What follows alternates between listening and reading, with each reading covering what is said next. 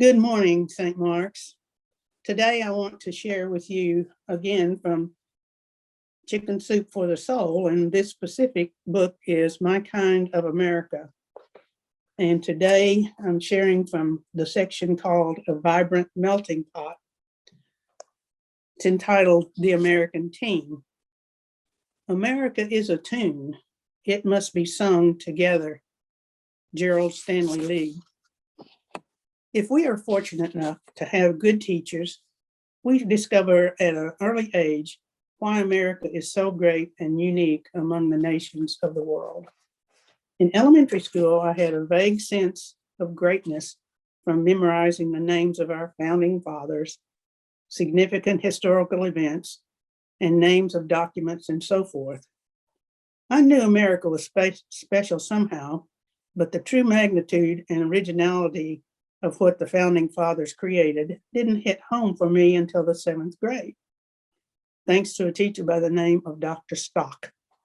He wasn't a history or a political science teacher, as one might expect. He was a physical education coach. Dr. Stock was a kind, soft-spoken man with an easy laugh who usually stuck with the PE curriculum. But one sunny afternoon, he pulled us all away from the volleyball game 15 minutes before class ended and asked us to sit down on a patch of grass near the court. The Olympic Games were in full swing at the time, so he asked us what events we were most interested in. Everybody yelled something different, of course. He then asked if we had noticed anything different about the American teams compared to the teams of the other countries. We all looked at each other, as kids often do, wondering who was going to come up with the right answer. The fact that nobody did demonstrated how much we all took America's uniqueness for granted. Dr. Stock smiled, waiting for the penny to drop, but it still didn't. So he looked at my friend sitting next to me and said, "Matt Muller, your last name is German." Then he looked at me and said, "Mark Rickery, your last name is English." Actually, my parents immigrated to America from Northern Ireland, but he was right. Their ancestors started out in Northern England. He then looked at the boy on my left and said, "Jeff Napoli, your last name is Italian." And so down the line he went. "Rosaline Anderson, your last name is Swedish or Danish." "Alex Osorio, your name started in Spain, but from meeting your parents, I know they came here from Mexico."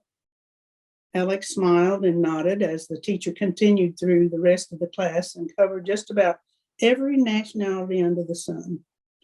He then looked at a Black girl named Cindy Jackson and said, "Cindy, I wish I could say your ancestors came to America from Africa by choice, but they were brought here as slaves, and one of them was probably named after President Andrew Jackson."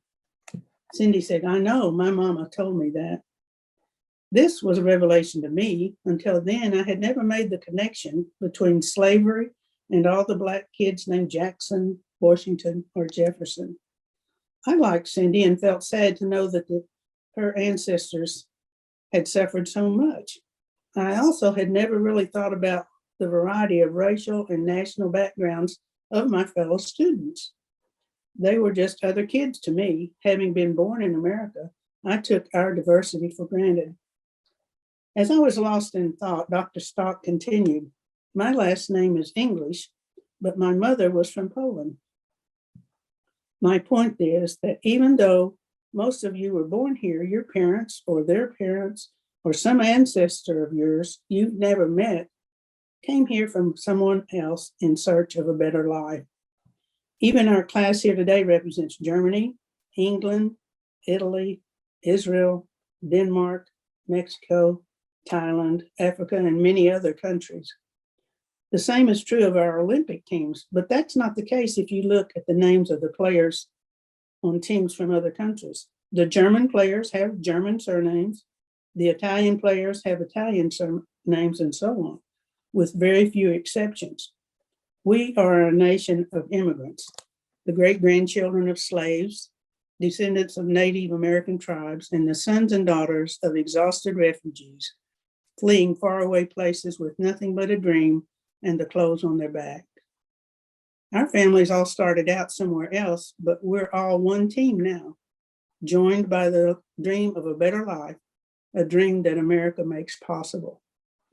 He looked at our young faces one by one and then asked, "Do you understand what I'm saying?" Again, we were silent, but this time it wasn't thoughtless silence. Our minds were swimming with what it meant to be American. He continued, "Let me ask you this. Considering everything I just told you, what word would you use to describe America?" This is why he was such a good teacher. He knew how important it is to engage children, not just give lectures. Galileo said, "You cannot teach a man anything. You can only help him to find it within himself." If it's true of men, it must be doubly true of children. Slowly, one by one, our hands went up. We said words like unique, original, revolutionary. He smiled, proud that we had understood his lesson.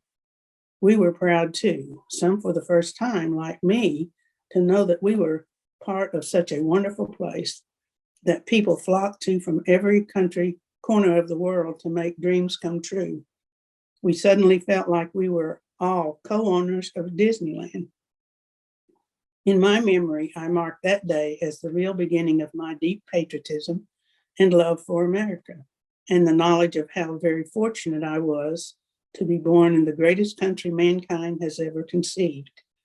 Decades ago, one very wise but humble PE teacher succeeded in making the terms melting pot and noble experiment alive and personal for me.